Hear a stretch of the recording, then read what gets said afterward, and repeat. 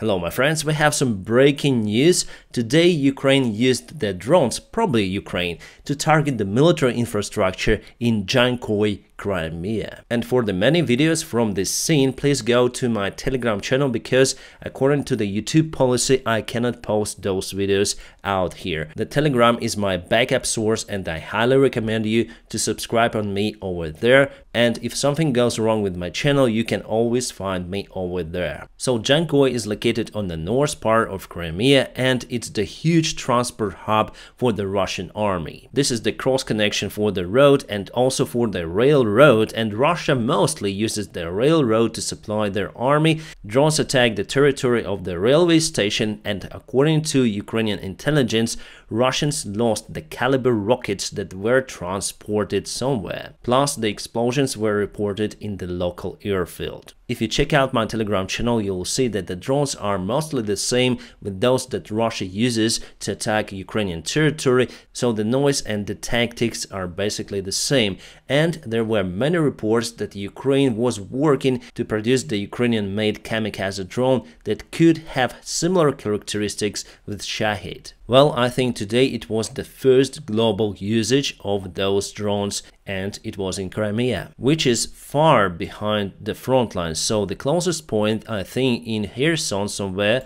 So let's check the distance from Jankoy to, let's say, this front line over there. It's around 145 kilometers. That's quite a lot, a little bit less than 100 miles. As for the remains, I don't think it's the drone remain, but Russia claims that it is. I think that it's some sort of the debris of the door or something, so it doesn't look like the drone surface, control surface or something like that. And this is the Jankoy military base, mostly for the helicopters, but also there are 6 Sukhoi Su-25 attack airplanes, which are constantly used by the Russian Federation to fight on the front lines, and they are based over here in this corner. For me, it was at first strange that the caliber rockets were destroyed, because mostly you may find those in Sevastopol, but looking at the railroad connection, there is no other way to send those rockets but through the Jankoy railway station. So there is simply no connection over here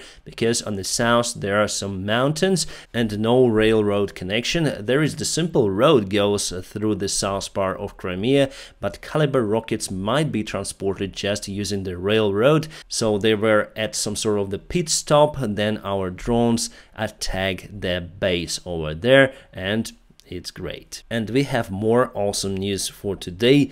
Prygozhyn wrote the letter to Shoigu asking for immediate help to reinforce the flanks of the Bakhmut city, because he says that Ukrainian forces would be ready for the counterattack in a few weeks. He said that according to information they have, at the end of the March or at the beginning of the April, Ukrainian side is planning the huge counterattack in the area to cut flanks of the Wagner forces, to cut them out of the supplies from the regular army forces. I'm asking you to take the measures to reinforce the Wagner forces and all of the other secret documents in other attachment. So definitely it shows that Prygozhyn is unable to take Bakhmut under control, even though he says that 70% of the city is under the control of the Wagner forces, but it's not right.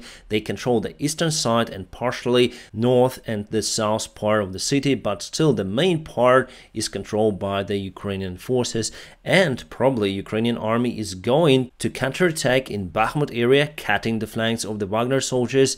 At least we have the official document that proves that idea, but again the information is coming from the Russian side, but it would never be published from the Ukrainian side. Otherwise, what's the point of the counterattack if you pre-announced it? Yes, our president and our officials and the Western officials say that Ukraine is going to counterattack very soon this spring, but they do not state the direction and the forces that we would have for the massive counterattack. Maybe there's going to be more vectors for the Ukrainian counterattack, and today I'm going to tell you about it. Alright, more awesome news for Ukraine. We'll have 1 million artillery shells. The deal was agreed for 2 billion euros to provide those shells to Ukrainian army, mostly 155mm shell for the larger artillery systems, And the deal was possible because of Kaja Kallas, the Prime Minister of Estonia, who raised the topic about the artillery shells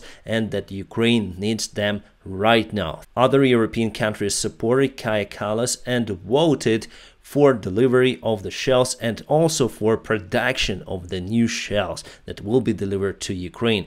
This is must-have for us. We'll not obtain 1 million shells just at once, but throughout the year we're gonna have those, and it's great. We also have artillery shells delivery from the United States of America. And you know what? Here we also have the great news for Ukraine, because United States approved the new military support for Ukraine. It's around $350 million. And it's just one package from many, but it includes 150mm artillery rounds, and we'll have other stuff as usual. But what is interesting for me, at the bottom of the list there is the river patrol boats. Just pay attention on this one, we're gonna speak about it in this video again. More good news for Ukraine. Norway sent the Leopard tanks and also special vehicles for Ukrainian army. They've been delivered by Ruzzian's Ukrainian cargo airplanes. And I can say that's the Leopard 2A4 early modification, the same ones we received from Spain and also from Poland. You probably know that I'm a pilot, and I know many of the colleagues from many of the airlines, especially from Antonov. And you know what can I say? The delivery is non-stop, and probably we get even more than it was promised by our allies. And soon there's going to be a huge delivery of 40 Marder armored vehicles to Ukrainian army from the Germany side. Chinese leader Xi Jinping today visited Moscow, and just look at his mimics. So he is looking directly into the eyes of Putin, the leader of the Chinese colony, because really it is like that. They got the very cheap resources from Russia, oil, gas, gold, whatever, and that is how China is building their economy. So for them it's very convenient to have the dictator as Putin, who is ruling Russian Federation. But Putin decided to make this war to happen, and it is not great for the Chinese leader. And let's see at the mimics, look at the mimics of Putin, how he behaves. He is waiting for the translate, and he's looking mostly to the ground, just occasionally looking at sea, and he's so uncomfortable in his chair, and really it was pity to watch his speech. Also, Russian president hadn't met Xi in the airport, and just the Minister of Tourism greeted a Chinese leader near to the airplane, and Putin met with him in Kremlin. And Chinese leader will spend 3 days in Moscow. For sure they will negotiate something, and my idea that Xi is pushing Putin to withdraw the forces from Ukraine. And I'm gonna make a podcast about this China-Russian situation and why Xi Jinping visited Moscow, my own ideas and thoughts. The podcast will be available for the patrons and also for the sponsors of my channel. Guys who support me, thank you so much for your help. And that is how Chinese companies' shares reacted to the visit of Xi Jinping to Moscow. Yes, they lost just few percent, but still it's decline, and the sign that Xi is not doing a great job meeting the suspect of war crimes. And we have some updates about Jankoy attack from the Russian channels, and they say that they found some sort of the debris, the wheels at the scene. And they say that those wheels belong to the China-made drone Migun 5 Pro, and it costs a little bit less than $10,000, but might carry around 25 kilograms of payload, so 25 kilograms of explosives, and can stay in the air for 7 hours. So I think it's about 5 hours in the air with maximum payload, and it's okay to cover around 600 kilometers. Because the cruise speed is just 120 kilometers an hour, so just multiply by 5 and you'll get 600. That is very close to Moscow. And this model could be upgraded. I can see the space for the larger fuel tank out there, but it will make the model heavier, and you may also put the other engine, more powerful one. And I would agree that the wheels look the same as with that picture that we saw before. Let me show you again. So this wheel over here, very similar, but also it could be just a spare part that was used for some sort of the special drone with completely different design. But you know what, this drone looks nice for those kind of missions. But still it's quite small compared to the Shahid drone that may carry around 50 kilograms of explosives, and also they have the other modification that may carry around 100 kilograms of explosives. And I know that Ukraine started the production of the Shahid-like drones, but still we are in lack of resources to do it massively. Alright, now let's go to the military map to check the situation on the front lines. Firstly, let's go to the Bakhmut area. We have some minor changes in that area as usual. So Russia moved forward a little bit over here, just taking control over some sort of the field. But still, I think with the current resources that we have in Ivanovsky, we have reinforcements over there, Russians would not be able to capture this crucial road and cut supplies for Ukrainian army. Also, if we move to the city itself, I think there was the small movement in this area. So yes, Russia captured few of the quarters. As usual, they are moving towards the city center, but that movement is really slow and Wagners are now exhausted. Prygozhyn confirmed that they are unable to achieve their goal to encircle the city, and Ukrainian army still has the supply lines to reinforce our brigades. And as Wagner army thinks, we're gonna go on counteroffensive operation very soon, in 2 or 3 weeks, and the main idea is to strike Russians from these parts over here and on the north over here, to push them away and to cut from their supplies, and the next strike should be to cut them in a wider range. It is also possible, as Prygozhyn says, and he said that Ukraine concentrated lots of the forces not far away from the front lines to do so. From his words, Ukraine just uses the minor part of resources to fight for the Bakhmut city, and the main strike will be, well, I showed you where it will be. If the counterattack operation is successfully conducted by Ukrainian forces, it could be the end of the Wagner army in Ukrainian war. But still, I'm not sure whether the counterattack is possible from Ukrainian side in nearby perspective in this direction, because Wagner is pushing really hard, and we have the information about the counterattack just from the Wagner side and from the Russian military bloggers. And those guys are very hard to trust. However, they warned the Russian command about the Ukrainian counterattack that actually happened in Balaklia, and after all, we liberated this vast area. So as it was before, it is right now some sort of the deja vu. Then Russian military bloggers are calling for the action, but the Russian Defense Ministry is just calm and doesn't care about the losses of the Wagner army and Ukrainian army. I think during the urban fights, the losses are mainly the same for both of the sides, and that is why I would like our forces to retreat from the Bakhmut area and to construct probably the new defense line somewhere here near to the Chasiv Yar. But our command decided to continue the fight in Bakhmut. It's very hard, and we're gonna lose lots of our soldiers over there.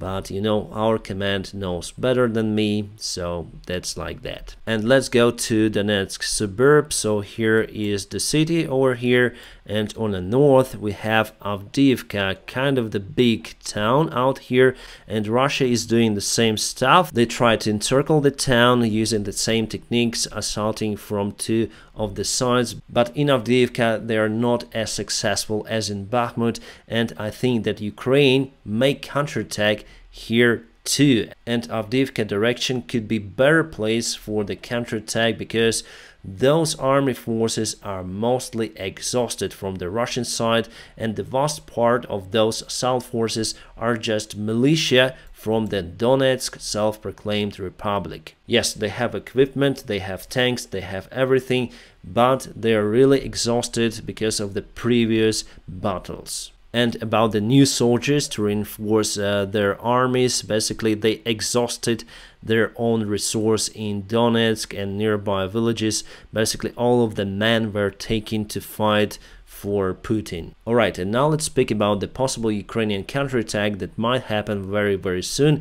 You know, there was the operation in Polohy. Our guys went to that village. They covered around 10 kilometers behind the front lines and partially returned back. Yes, we have some sort of the losses during that operation, but now we know the position of the Russian forces. So I do expect that Polohy could be the possible direction of Ukrainian counterattack, and we might go to Berdyansk, the main port that Russia uses to reinforce their army in the region, and also they continue to use the airfield out there. Also, the assault could be over here. However, during the winter time, Russia digged to the ground and created lots of the defense lines, so I have now the doubts that this attack would be possible and successful over here. Yes, it's the closest distance from the front line to cut the supplies from Crimea to Berdyansk itself to Mariupol, but it is very difficult to attack over there nowadays. About the Mariupol direction, Donetsk Oblast, well, here you may see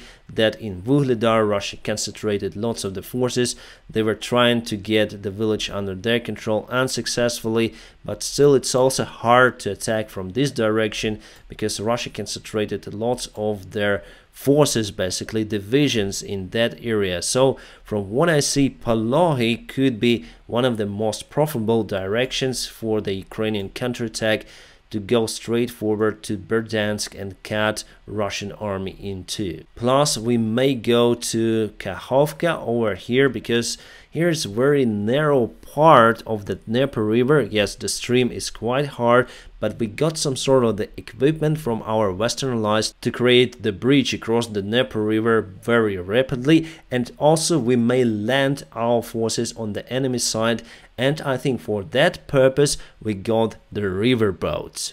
So if we receive some of the needed military help for the Ukrainian army, we might go here on a counterattack as well. And I think there could be many vectors of Ukrainian counterattacks, maybe two main one and two secondary. The secondary one could be in Bakhmut, just to stop the Russian assault, and also in Avdiivka. But this summer I don't think that the Ukrainian army will go to liberate Donetsk city, because it's a very complicated operation.